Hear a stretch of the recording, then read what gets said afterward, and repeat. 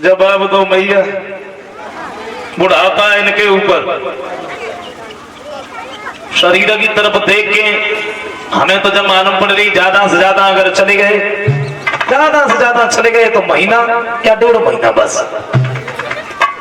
और जैसे ही इतने शब्द सुने सुने ना रोई उठी। कहा बुला दीजिए ऋषि नारद को। उनके कहने के अनुसार मैंने शादी के लिए हाँ भरी। नारद सामने पहुंच गया, मैं बुलाया। बोले तुम्हें बुलाया? काहे को बुलाया? ये बारात वापस ले जाओ। हैं? क्या हुआ?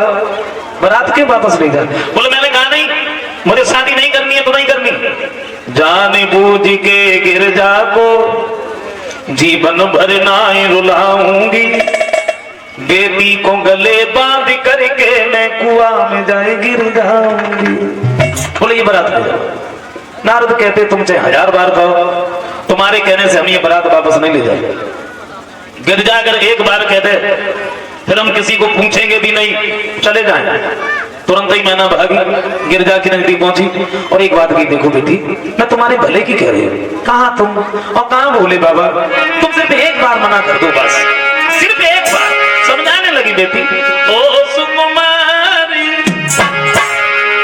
ओ मेरी प्यारी, ओ किसने तेरी मत है मारी, तू गाए को भाई बाबरिया,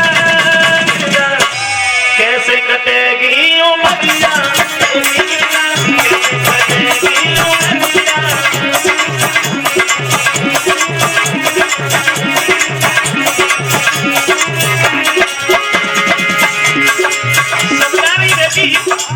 मानो मेरी बात, तुम सिर्फ एक बार मना कर दो बस, अरे बारात तो हम वापस कर देंगे।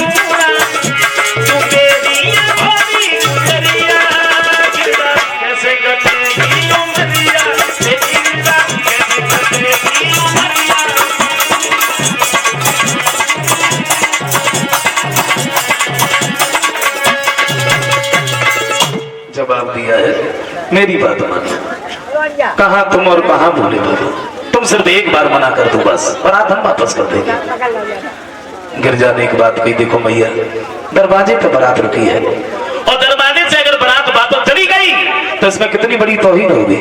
अब जो भी हैं जैसे भी हैं इन्हीं के साथ में मेरा विवाह कर दो। मैं ना बोली, हम तो तेना रोई मरी जाती थी। अगर तू कह रही तो हमें कब हो जाता।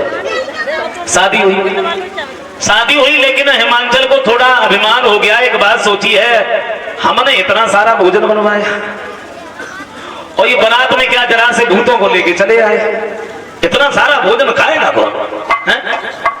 भोले बाबा समझ गए।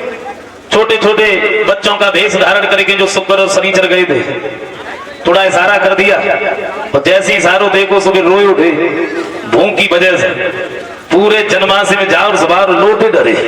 हाँ, हिमाचल से कहा देखो हम लोग तो बाद में भोजन करते रहेंगे, ये बच्चे बड़े भूखे हैं, आप ऐसा करो आपने पहले भोजन करवा दो।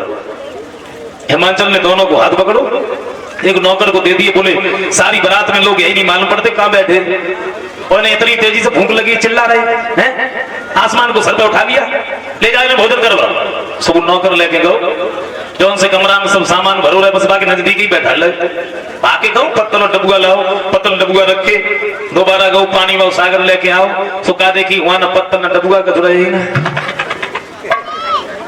मैंने सोची हमें खूब ध्यान है हम अपने हाथ से ही रखे गए चलो कोई बात नहीं पानी में सागर रखी दोबारा फिर पत्तल और डबुआ लेके आओ सुखा देखी पानी में सागर ही गायब फिर एक को खड़ो करो बोले तू यहाँ खड़ो खड़ो तो देख सब चीजें चली कहाँ जाती है एक और सब सामान ला देना सर पूरी परसी दुध परसी कछोई ना चार चार फिर न कछो छह छह फिर आठ आठ फिर 10 10 फिर 20 20 फिर पूरे ढला के ढलाई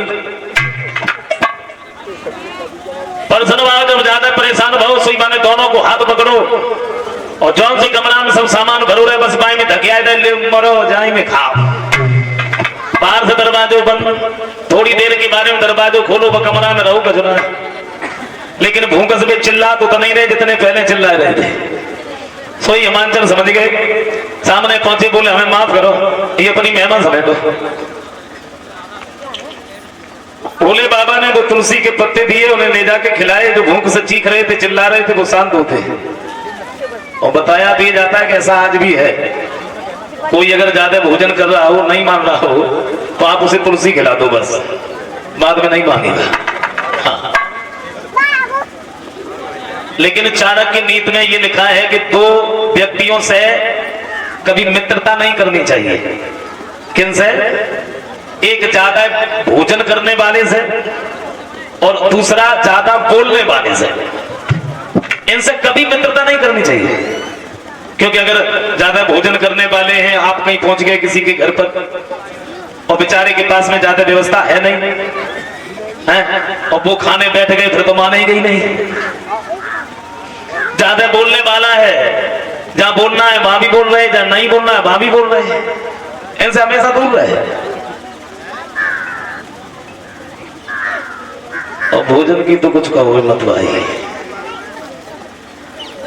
वैसे अपने घर की रसोई में वो भोजन बनना चाहिए जिससे भगवान का भोग लग जाए